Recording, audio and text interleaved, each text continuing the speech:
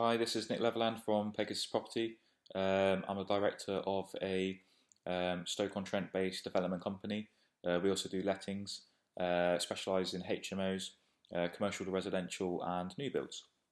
So I'm going to quickly do this video talking about advertising and also potential problems that you might face when doing houses of multiple occupancy. So advertising wise, quite simple. We use spareroom.com and we also use OpenRent, which advertises on other websites like Rightmove, Zoopla, Gumtree, etc.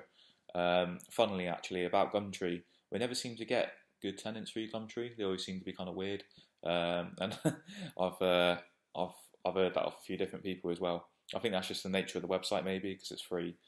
You get that kind of thing that comes with it. But anyhow, we use social media as well. Social media is quite good for finding tenants, especially your kind of DSS stuff as well. If you go on websites where Facebook groups where they sell things, you seem to get a lot of single mums that go on there, so they're quite good if that's your tenant type. Also, we do leaflets, so we put leaflets around work agencies. We ask our tenants as well if they put leaflets in recreational rooms at work. And we also offer a £50 referral fee to tenants if they can find someone else who wants to move in, or we use word of mouth. Obviously, if you are advertising on things like Spare Room, it's quite imperative that you learn how the website works. They've got things like bidding features where you can pay per click and all this kind of stuff. And if you're not careful, you can spend an absolute fortune on there. You don't really get anything out of it. So it's quite important that you learn how that works. And then with regards to some common problems that you face when dealing with HMOs, one of the kind of common problems we find is people that use external heating sources. So obviously you try and control your gas and electricity usage on a HMO, and you find that people might bring in an external heating source such as an electric heater or an electric radiator, which costs a lot of money. We've actually got an app that we use with a Wi-Fi controlled thermostat, and it's called Heat Genius. There's a lot of different apps out there, such as Inspire Home Automation, Thermostat, Hive. I believe Hive do a landlord version as well of the thermostat. Now, it's quite important that you don't lock the thermostat away. The tenant needs to be able to have access to the thermostat, and they also need to be able to control the heating legally. However, that's not to say that you can't have a Wi-Fi controlled thermostat, which you can control, but it still allows them to, boost the heating, for example, at certain times, set to your parameters, so they can't turn it up too much. What this means is that quite often tenants who are from maybe warmer climates, they're not used to cold British winters, so they insist on, turning the heating on full blast. But because they can't, they tend to bring in an external heating source. So the system that we use, called Heat Genius, it costs us approximately £300 plus VAT for supply and install of the thermostat. And it's got lots of add-ons as well, so you can zone every room in the house, basically. Every radiator in the house can have its own zone and its own thermostat. And it also comes with sensors. And the sensors are quite cool because we can tell when people are in the rooms or not in the rooms. And when you walk into the room, it will turn the heating on for them. When they leave, it turns the heating off.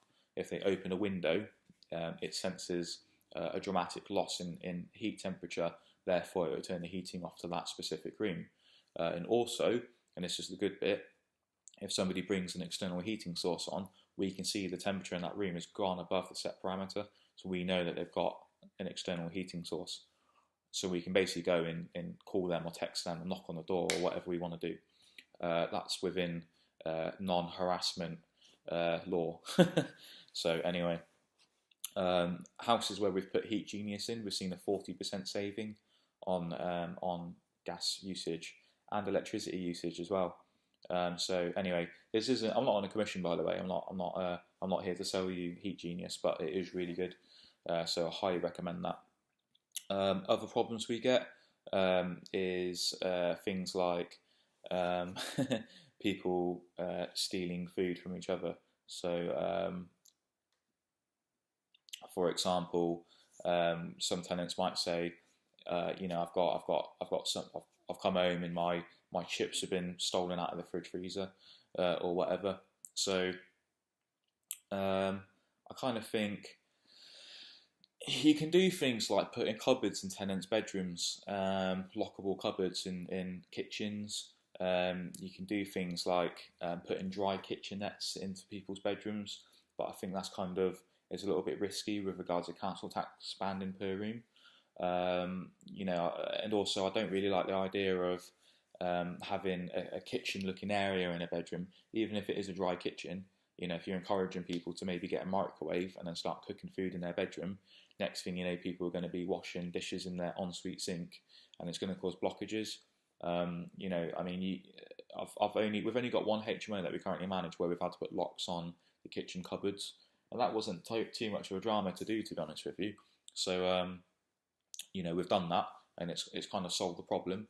So when it comes to people stealing dry food, certainly putting locks on the cupboard doors works, or just putting a bit of furniture in the tenant's bedroom. That's just a bit of shelving that they can put their food on, rather than putting a dry kitchen in. Even though it might look kind of nice, I'd be a bit suspect of FOA, council tax banding per room, that kind of thing. So another problem as well that you can find is damage to an item in a communal space. I don't think there's a lot you can do really when it comes to things like that. I think it's kind of part of the game with HMOs. You make more money and you get more damages as a result, more repairs and stuff. So you can sit with the tenants down and you can ask them, try and get somebody to own up, or you might get a particular tenant who kind of informs on other tenants for you. So you kind of appoint the head tenant and you can give them a little bit of a discount on rent, and they can tell you what goes on in the houses and other tenants that cause problems and that kind of thing. It's quite a good way of having a spy in the camp. Another good way is if you have a cleaner that does communal spaces once a week or whatever. Our cleaner does communal spaces once a week in our HMOs. She reports back to us particular houses where the communal spaces is quite dirty, and we can kind of clamp down on that then by talking to the head tenant and saying, who is it that's caught, who is it that's leaving all the dishes all the time, and hopefully we can talk to those people and improve the standard of the house for all the other tenants. But yeah, when it comes to a damage in a communal space, it's ultimately kind of, there's not a lot you can do. you can't try and charge all the tenants, to be honest with you. Obviously, I've heard of people that do that. It's not actually legal, but people do it anyway. So that's it really from me. I haven't got a lot else to talk about. Thanks very much for watching. I hope this was useful. Don't forget to subscribe to our YouTube channel and like our Facebook page, and visit our website www.pegasuspg.com. Thank you very much.